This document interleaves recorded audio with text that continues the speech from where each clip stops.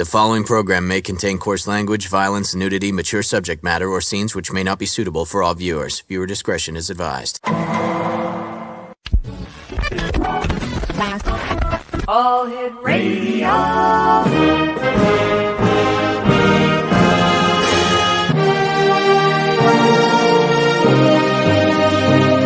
Welcome to the X Zone, a place where fact is fiction and fiction is reality. Now, here's your host, Rob McConnell. Welcome back, everyone. This is the X Zone. I am Rob McConnell, coming to you from our broadcast center and studios in St. Catharines, Ontario. If you'd like to send me an email, xzone@xzoneradiotv.com, on all social media sites, X-Zone Radio TV. And we're coming to you tonight on the Talkstar Radio Network, Mutual Broadcast Network. And let me see, and of course, Channel 54 on Simul TV. Our guest this hour is Dr. Craig Hogan. We're going to be talking about afterlife studies, afterlife communication, and much more.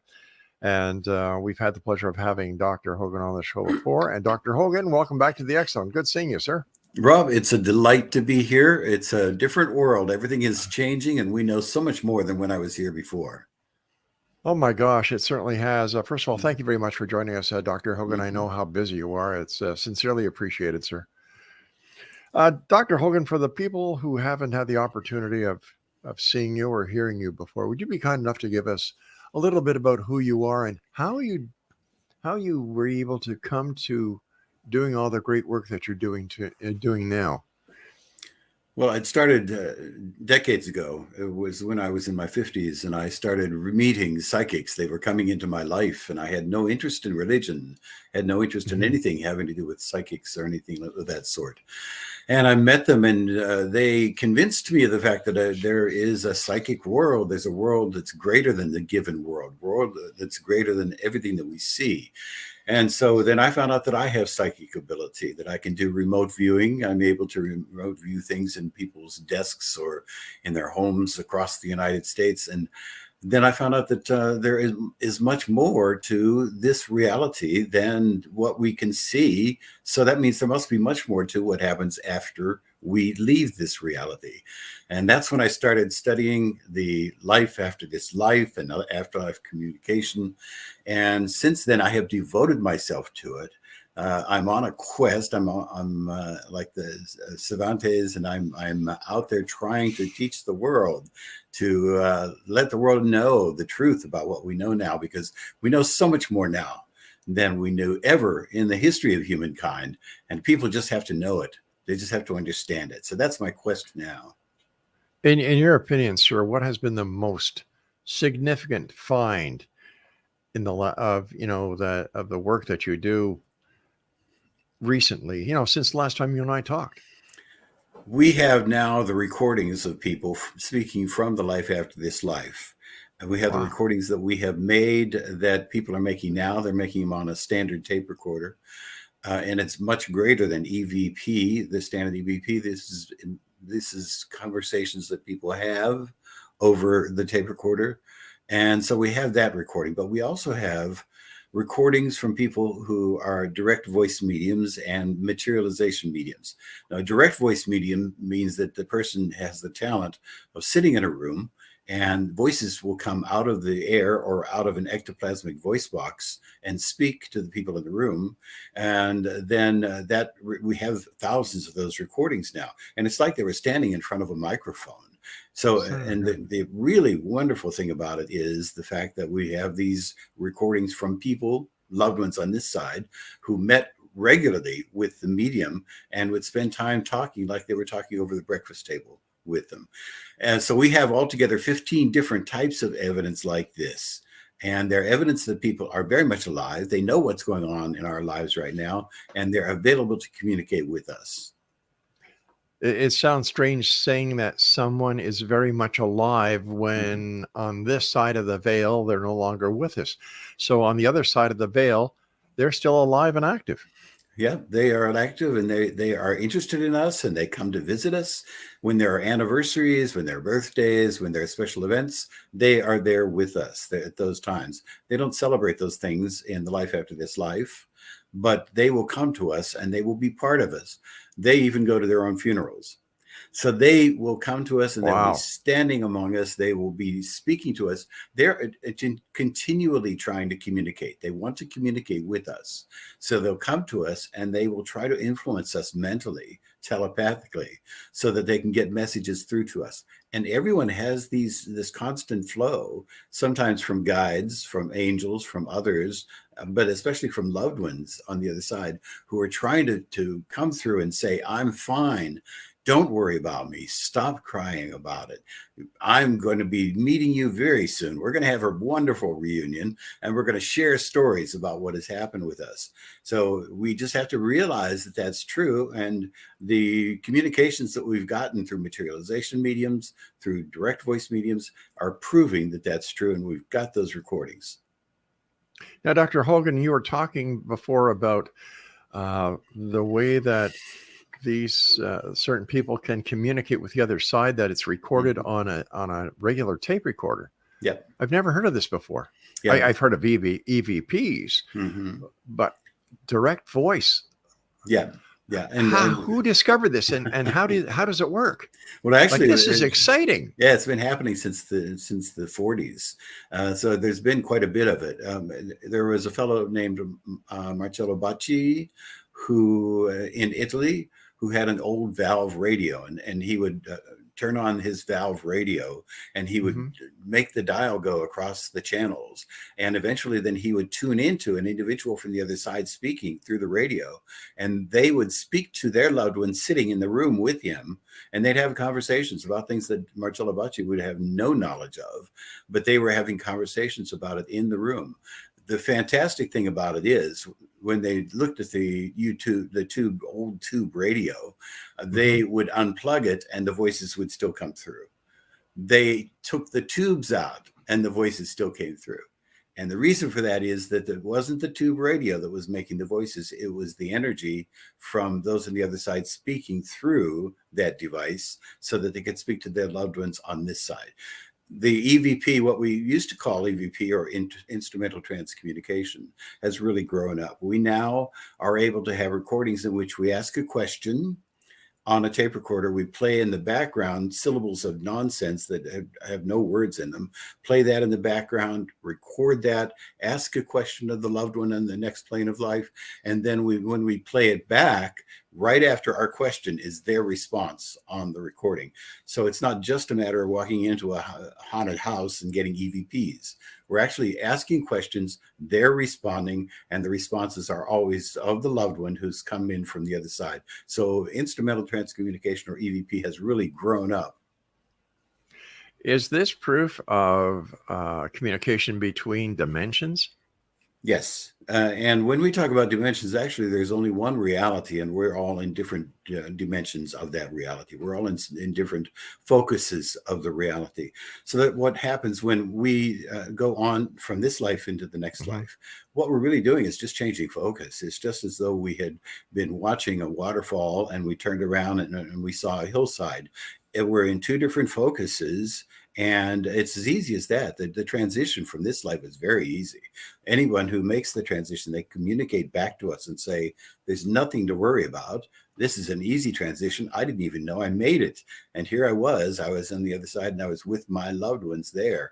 And so then we would start to have conversations, and I'd finally realized, yes, I've gone on and into the next life, and they're ecstatic. And what they want to do more than anything in the world is they want to communicate back to us.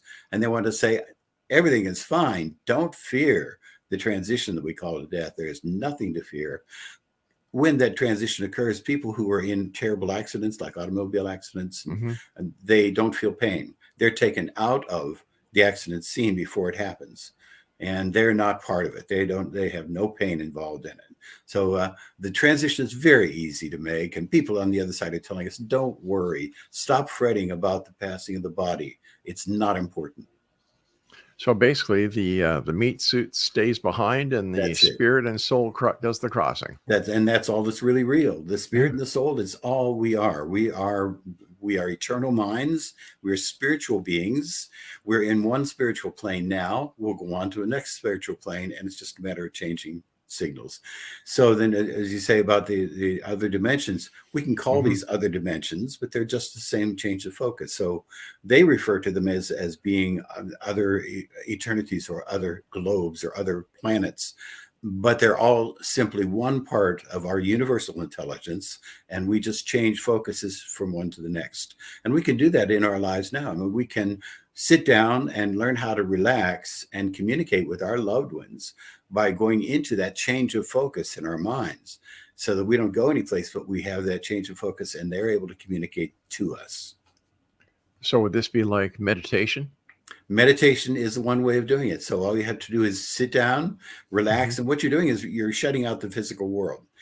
The part of our minds that is the awareness part is very small. It's an infinitesimal part, and that part of our lives really takes over and keeps us from getting what is there in great form, in very substantial form, which is the subconscious. And these messages that we get from our loved ones on the other side are coming up, bubbling up through the subconscious into that little tiny area of our awareness. Now, normally what happens in our daily lives, that little area of awareness is just filled. We're listening to things, we're hearing things, we're doing things. And so it doesn't have a chance to allow those things to bubble up from the subconscious, which is where their communication is coming from.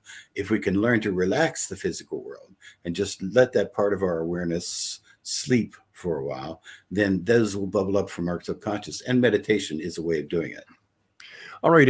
If changing focus is all it takes in order to communicate with the other side, is it possible for the other side to have a change in focus and come back to this side? Yes. In fact, we have many instances in which people have spontaneously appeared to people on this side of life. There are two ways in which it happens. One is spontaneously, just out of the blue. There they are. They're sitting over in the room across from you. They've been dead for 2 years.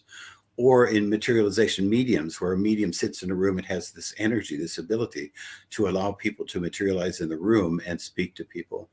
Elizabeth Kubler-Ross, whom most people will know, she has credentials that amaze. She was one of the 100 most influential people in the world. And she had a woman come to her while she was walking down the hallway in the University of Chicago. And the woman said, Dr. Kubler-Ross, I'd like to speak to you for just a few minutes. And so she walked down the hall with her towards her office, and she said it was the longest walk she had ever taken in her life, because she knew that this person who was walking with her was Mrs. Schwartz, a patient of hers who had died 2 years before. Oh my gosh. So she walked down the hall with her. They entered Dr. Kubler-Ross's office, and the woman had a conversation with her, and she said, please don't give up your work. Your work is very important. Stay with your work. And then Dr. Kubler-Ross had her write a little note to someone else, one of the other faculty members, so that she had something in her handwriting with the signature. And when the woman finished her conversation, she got up, she opened the door, walked out. Kubler-Ross ran to the door because she wanted to see who was out there. She looked up and down the hall, and there was nobody there. We have many of these instances of people spontaneously coming from the life after this life, and it's because of the fact that we are part of a universal intelligence.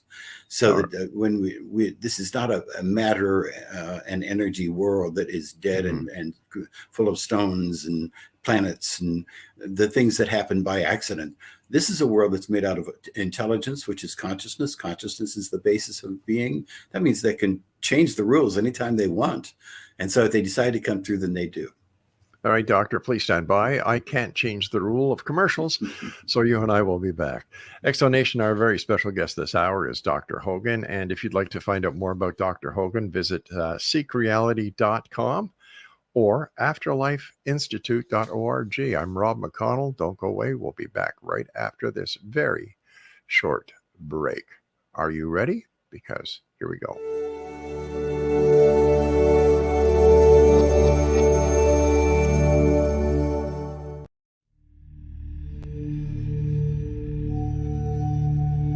Do you enjoy paranormal, sci-fi romance, yet find yourself tired of the same old themes and storylines? Then you won't want to miss Kahira O'Donnell's latest exciting release, To Taste You Again. Alien Lord Cain McKean knew the moment that his destined mate was born. He watched from afar, waiting for her to grow from child to woman. However, before she was old enough, she was stolen from her home world by flesh pirates. Cain searched 10 long years to find her held in a suspension chamber, a 10-year-old girl in a woman's body. He rescued her and swore to give her time to grow up, but with his very life depending upon winning her as a mate, has he waited too long? Get your copy today. To Taste You Again by Kahira O'Donnell is now available on Amazon or KahiraO'Donnell.com.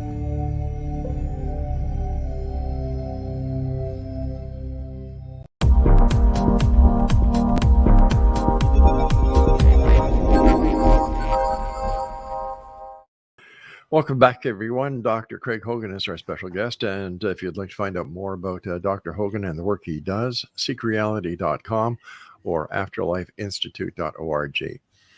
Doctor, is it possible that what we're talking about this hour would explain the ghosts that ghost researchers are actually seeing, that they're these images or these spirits from the other side trying to communicate with us? Yes, there is a great variety of them. So that there are, for instance, at a battlefield like Gettysburg, then there are battles that are being reenacted, and many people see them. Yeah. Those are called memories on the ether. So those are memories on the substance that is part of consciousness. They're not individuals. They're not spirits. They can't communicate. They do the same thing over and over and over again. They're memories on the ether. So the second thing that we have is we have people who are earthbound. And the people who are earthbound, they've gone out of the body. They're not using the body anymore, but they're still staying on the earth plane. So they're doing the same things they would normally do. They walk around, they ride in buses, they take elevators, they do all the things that normally would do. And they do that for a number of reasons. Some of them are confused. They just don't know what to do next. Some of them just can't leave the earth plane. They may be afraid of going to hell. And many of them have unfinished business that they need to stay here for. So those people then will do things like become poltergeists. They will want to get people's attention. They just want to say, you don't see me, you don't hear me, and it's driving me crazy.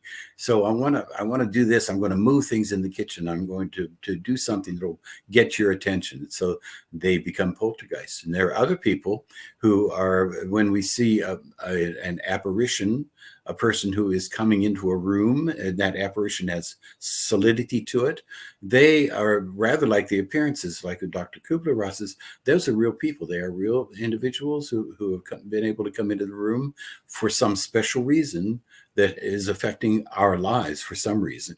And so then they're able to come. And the final group of people who come that we say are ghosts are the people who are able to come for specific, very important reasons. They're able to come and materialize in front of people. They materialize sometimes in seances. They materialize sometimes spontaneously. And they've been given a mission to help someone on this side of life. And so then they're able to materialize. So there's a great variety of these things that we call ghosts, but there are many different types. How does this challenge religious beliefs? Religions were based on the need for humans to understand what is going on with life and what is going on when people leave this life. And so they're desperately trying to understand. And so some people come up with very good ideas about what they believe is true. And then they write those down, and those become codified. And then a lot of other people come to believe them, and then they form a religion. There are 41,000 religions. 4,100 religions in the world today. Among the Christians, there are 38,000 sects within Christianity. Every one of them has a different explanation. So they have developed these explanations, really trying to understand what's going on. And so not any one of them is going to have any sort of truth. But what we do have today, we have these statements and testimonies and all of the reports coming to us from people living in the life after this life. These are the residents of the life after this life. And we have thousands and thousands of them now. Part of the reason we have so many is because we have communication devices, so we can record them. They couldn't do that in the past. But now that we have communication devices, they're taking advantage of it, coming through, giving us communication, and that's teaching us about the life after this life. And so that's the reality. And no religion then has really a handle on that. It is coming to us directly. Every one of us can learn it. Every one of us can have the experiences all by ourselves. We don't need a religion. What happens to people who take their own lives in the afterlife? Do they go to hell? Are they banished, or what happens? The hell thing is a terrible mythology. It was developed in the 1st and 2nd centuries of the Christian church, and it was developed to keep people in line. The people at the time wrote that. The people who were outside of the religion wrote about the Christians, saying they have this hell thing. It's to keep their parishioners in line. And the other reason is that they were telling people that you should believe in Jesus. It was important to convert them. And so they were going to be saved, but they had to be saved from something. So they created the hell myth. Hell is a terrible mythology. It became more and more inflamed as the centuries went on into something which is a horrible belief. And the unfortunate thing is 67% of the people in the United States today believe that there is a hell. And so we have to eradicate the myth. There is no hell. We have the reports from people coming through from the other side. None of them say that there is such a place as hell. It simply doesn't exist. So when a person commits suicide, when they take their own life, they've truncated their life. It is not in their life plan. That was not planned for them. But when they take their own life and they go to the life after this life, and they have their loved ones all around them, they come to them and spend time with them, they are met with great compassion. They've been through an awful lot. Whatever has created, if it wasn't because of a physical disability that they needed to leave behind, they have had a real problem. And so there is much compassion for them on the other side. The difficulty is they also know they can then see what's happening to people on the earth, and they see them weeping and in grief because of the fact that their loved one has gone, and that they take it on themselves. They feel guilty because of it. And so it is not a wonderful time, but their loved ones on the other side take care of them. They're met with great compassion. So what does happen during the time leading up to death, and what happens after death? In the time leading up to death, there are two different categories of deaths. One is the sudden death, when there's an accident or there's something happen in war. So there's that immediate, very quick death. And the other death is a slow death in which a person is ill for a long period of time, or they're elderly and they're going to pass just because they've finished their time on earth. If they are suddenly taken out of the physical realm, then they very often will continue with what they were doing before they were taken out. There's a story of a man who reported from the other side, and he was in World War I, and he was a British person, and he had gotten out of the trenches and was rushing towards the Germans and was firing his rifle, and he kept firing and firing. And as he went towards the Germans, they started going past him. They didn't even know that he was there. They didn't notice that he was there. And it was a great mystery to him, but he got to the other side. He jumped in a foxhole and fell asleep. And then he woke up, and a soldier whom he knew had been killed months before came to him and explained to him that he had passed away. He was going on with his life just as though he had been in a body, but he was not. He was just, it was his mind, his soul. But if a person is after a period of time, after a long period of time, they've been ill, they're going to make the transition, they're elderly, then what will happen is the loved ones from the other side will come to them. They actually will see visions of them in the room. This is very, very common. As one estimate is as many as 50% of the people who are lucid at the time that they pass have these visions. So their loved ones come to them, and they very often are up in a corner of the room, and they beckon to them. They put their arms out as though there's somebody there. They have conversations with them. They have dreams of them, so that they're helped with that process of going over to the other side. If they are in a condition where the body is in trauma, the body is shaking and obviously in pain, and the person is not in that body when that happens. When they're already passing, when they're already out, then they're not, that's just the body that's doing that. It isn't the person. The person's already out. So then that transition occurs, and the transition is very easy, and they feel wonderful afterwards. So why do you think that life is set up the way it is, Doctor?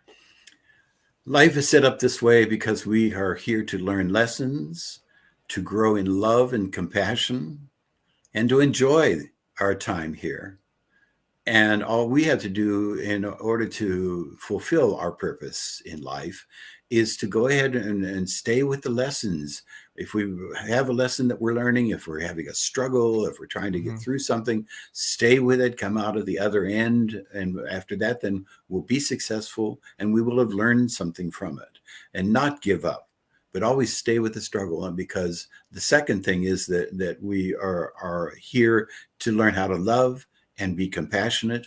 And if a person's having difficulty with their life and they don't feel like their life is worth anything, and they wonder why in the world they were given this terrible life, what they need to do then is that they need to find everybody they can to show love and compassion to. They need to volunteer at a hospital, and they need to find people who are living alone and would like to have companionship. They need to go out of themselves to have love and compassion for other people. When they do that, they grow out of that feeling of loneliness and that feeling of being despondent. And so the third reason that we are here is to enjoy it. This really is paradise. The wonderful things that we have here are the things that we should take advantage of. We should allow them to come into our life and enjoy them, and not feel bad about enjoying the fruits of this life. And then in the next life, then we'll continue everything that was wonderful about this life will continue in the next life. But we're here to enjoy ourselves while we learn lessons, while we go through struggles, while we overcome the disappointments and the frustrations. How long are we in between lives? There's a misconception about reincarnation and between lives. Okay. We grow up in Earth school. We acquire everything about our personality. When we started off as infants, we were tabula rasa. We were blank slates. We had nothing. So we grow up in Earth school, and we gain a personality, we get attitudes, we get feelings, we get desires, and those become the person that we are.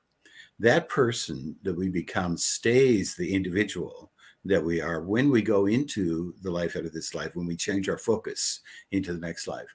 And we will stay with that personality through the rest of our lives, through the rest of eternity. We don't reincarnate. What happens is that our higher self, we are part of a higher self that has many personalities involved. And the higher self then will have fragments from other personalities that they'll bring into the planning for an individual, so that an individual who's about to be born and is going to go into Earth school will have a framework from someone else who lived in the higher self, or pieces or bits of what they'd had, because they want to learn these lessons. They want to learn them, and this other person didn't learn them. So then that framework that comes into this life is one of the other individuals in the higher self who is still remaining an individual. And that's where we have the pre-death, pre-birth images, the anything in a regression, a past life regression. These are coming from those other frameworks that are part of who we are. So there really isn't a life between lives. We go from this life into the next life, and in that life we continue our growth. But it's a wonderful life, and we stay with it. We can be there for thousands of years if we want, but there is no real life in between lives, because there really is no reincarnation of an individual. We as individuals stay individuals throughout eternity. All right, Doctor, stand by. We've got to take a break. And Exo Nation, I'll be back with Dr. Craig Hogan on the other side of this very short break. Once again, to contact Dr. Hogan or to find out more about the great work he does, visit seekreality.com and afterlifeinstitute.org. I'm Rob McConnell. I'll be back on the other side of this break with Dr. Hogan. Don't go away.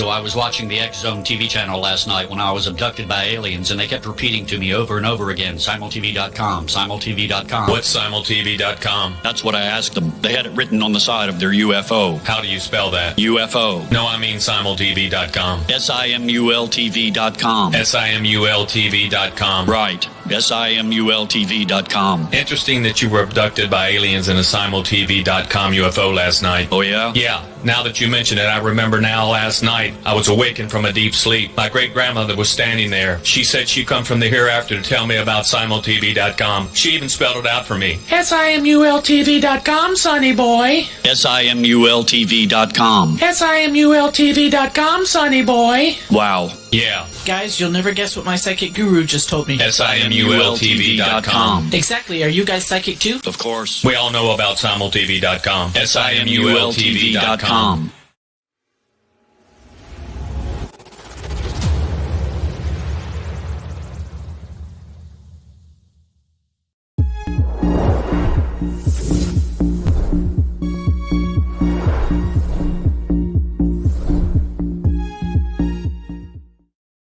Dr. Craig Hogan is our guest. I'm Rob McConnell. And Doctor, let's say somebody, I'm not going to say let's say, when somebody passes and they go to the other side and they communicate with us, while they're on that other side, they haven't gone into a new life yet. Am I correct? Right. They don't go into a new life ever. They will stay the individuals that they are. We have had records of people coming through from the Roman Empire. Confucius has come through from the other side. We have people who have said in a book by Anthony Borgia, a medium, that he had people that he met there who were there for 1,000 years when he met them. And from there, then they will continue to grow and they will become more and more celestial. In other words, then they will become more the individual that we would think of as an angel or God, but it really is just the individual becoming more and more loving, more and more compassionate. So their entire being is love and compassion. Are they able to go back and forth in time? Yes. So what they actually can go to an incident that if you wanted to go to Elizabeth I's court in the 16th century, then you could go back there and you could observe what was going on. You can't interfere. I mean, you can't do anything about it when you go there. You can't become a participant, but we can relive incidents in our own lives.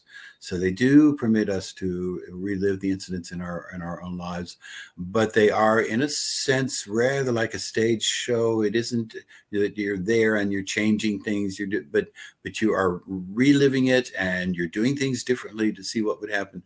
And so we do have the opportunity to do that. It's a wonderful opportunity.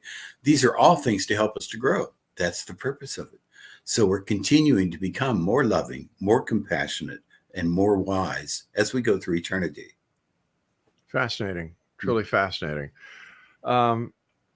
You sent us some information about a new organization called Seek Reality Online, intended to teach people who currently know nothing about the afterlife and afterlife communication about the realities we know to be true. Tell us about that. That sounds like a wonderful thing. We had several years ago begun the Afterlife Research and Education Institute. And what we were trying to do with the Institute was to help people who were teaching others about the realities that we know to be true. And we found out that we really were helping these researchers and these educators do that work. But we realized that if we're really going to have an impact to really help people to understand and make a change in humankind as a result of that, then we needed to bring the message directly to everyone in the public. We needed to let them know what it is like in the transition, what life is like in the next life. And so we formed seekreality.com. Seekreality.com has videos, instructions, articles. We're going to be having Zoom groups in which people can get on and ask questions. And we're going to do everything that we can to spread the word, to help people to understand the realities. There should be no fear of death. There should be no fear of death. And we have to eradicate that problem of the fear of death, and the fact that people feel like at the end of their life they have to get hooked up to huge machines in a hospital to live a few weeks longer, when they could be at home and they could do their passing with their loved ones. If we didn't fear death, we wouldn't have that problem. So our goal in seekreality.com is to help everyone, help as many people as we can get to understand the realities, so they lose their fear of death, they treat other people differently, and they really look forward to the experiences that they're having now and the experiences that they'll have after they make the transition. If the information is put out there as you would like it to be put out, that you don't have to fear death, and people learn about what you and I have been talking about this evening, isn't that opening up the door to the possibility that people will take their own lives knowing there's no consequence, and that they believe what they're doing will get them to the other side faster, and that there will be no consequence for their actions? Yeah, that's a common question.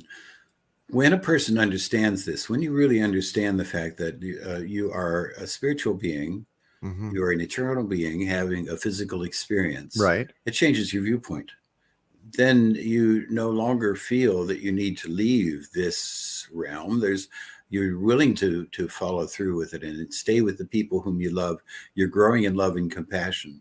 So if you really understand and know what the afterlife is like, and that it is a wonderful world that you'll be entering, then you also will know that you have things to do in this life, and you need to stay here with your loved ones and stay with them in love and compassion, and continue to grow with them. So that's concomitant with that understanding about the afterlife. Let's take an example of somebody who has had a history of drug abuse. They're homeless. Their families have disowned them. They look at a life that is marginal. They say, well, wait a second. I just heard about this where I can just cross over. I'll have it made. I don't have to worry about eating. I don't have to worry about pain. I don't have to worry about anything. And they take their own life. And that is one of the things that people do believe, not because of what we're teaching, but they just the reason that people take their own life is that they believe that this will help them to escape from a life that's miserable, that they want to be out of, and they're not worried about what happens next. But is it possible that this will open up a greater opportunity for people to think that way? And if the person really understands that if they have no fear of death, they have no fear of what's going to be happening, and they realize that they're going to be entering a life after this life once they leave here, then they are not going to want to then take their own life, because they'll realize that there are things that they have to do here. There are people they have to meet. The other thing that must happen in our culture is not only does the individual need to understand this, but our whole society does. Our society is spiritually backward. And so then a person who is homeless, or a person who's having a difficulty, they should be able to go to people who show them love and compassion. They should be able to. The churches, unfortunately, are not the places to go. Here we go, have these buildings and all these officials of these churches, and people don't feel like they can go there and have their needs taken care of. They should. And if society changes, if society becomes more loving and compassionate, then we won't have people who are destitute. They'll have people who can hold them up. And that's what we're looking forward to. As we change humankind, people will change. I would love to see that happen, Doctor. However, when you look at the world the way it is now, it is a money-based existence. Yeah. How is this going to affect those who look at the bottom line and not their spiritual lives? Yeah, we're very far from that. And it's unfortunate, but we could have that's heaven on earth right now if we wanted to have it. So we've got a long way to go before we have the kind of society that we would like to have, where the people are concerned about each other, where they are doing things for other people more than doing things for themselves, where they're willing to give anything of themselves to other people in service to other people. We have a long way to go. So you're right about the fact that right now we have a world in which we have to have police, we have to have people who are who have soldiers. We have to have judges, and we have to have all of these things to keep people from creating havoc for other people. That's a terrible situation. We need to get to the point where we don't have those sorts of needs, and that will happen. Society will get there, but it'll only get there if one individual at a time, people realize who we are in eternity, that we're spiritual beings having a physical experience, and that we are concerned and compassionate, and we love other people. And when we get to that point, then society will change. But right now, you're right. It's a quagmire. Yeah. This is not pleasant. We got a long way to go. I believe so, sir. I wish there was a way to take a shortcut. Yes. You and I have to take our final break. Dr. Craig Hogan is our special guest, and there's two websites, Exonation. The first one is seekreality.com and afterlifeinstitute.org. We'll be back. Don't go away.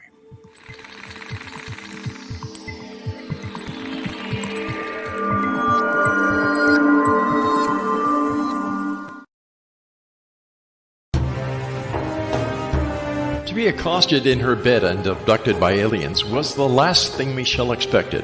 Yet the fateful morning of her destined death changed everything. Lord Lan Ramos, Alpha King of Vidar, the monstrous befanged alien looming over her bed, was her destined mate come to save her from certain death. He is a telepathic mute shifter. Can Michelle accept him and his animal? Once on Lan's home planet, Michelle becomes increasingly psychic, revealing her as the fabled Oracle of Vidar. As factions conspire to destroy them, will they overcome mounting threats? Will Michelle's growing gifts save them, or ultimately destroy her? Don't miss this sci-fi shifter romance with charismatic and engaging characters.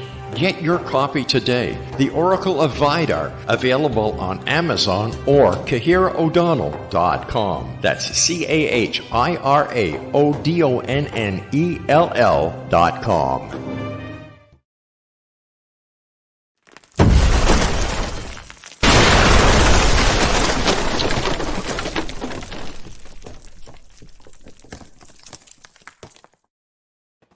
And welcome back. Dr. Craig Hogan is our special guest. First of all, Dr. Hogan, thank you so much for joining us tonight, sir. It's always a great pleasure talking to you. And I must say that the research and the findings and the proof that you've come up with, it's astounding. Yeah, it's not a question anymore. So people used to say, well, you had to wait till you die to find out what happens after. That's not true anymore. We know for a fact what happens when we leave this realm and go into the next one. All the evidence is there. And it's not just the evidence of the fact that we have people coming back from that life and talking to us, and we have recordings of them talking to us. It's not just that. We also know that this life is not made up of this limited material realm that we believe is the solid realm, that there's much more to it than that. We have things like remote viewing, where we can sit and we can see things that are far distant from us. Right. We have things like psychics who are able to tell us about a crime that occurred. We have all of these indications that this life that we see that looks like it's just matter and energy, that it's just the solid stuff that's around us, is not all there is to this life. There's much more than it is. And the reason, or the result of that, is the fact that we know that we are going to continue after this life. Everybody's going to continue. There's nobody who's not going to. And there is no such thing as a hell. We can look forward to that life after this life when we can breathe. But we've got things to do here. We have lessons to learn. We have people to love, and we have things to enjoy. And we should be enjoying all of these things in this life without worrying, because we don't have to worry about the eventual thing. It's all going to work out in the end. If we are to enjoy ourselves, learn, and we go, and when we pass, go into the next realm or the next parallel universe or to the other side.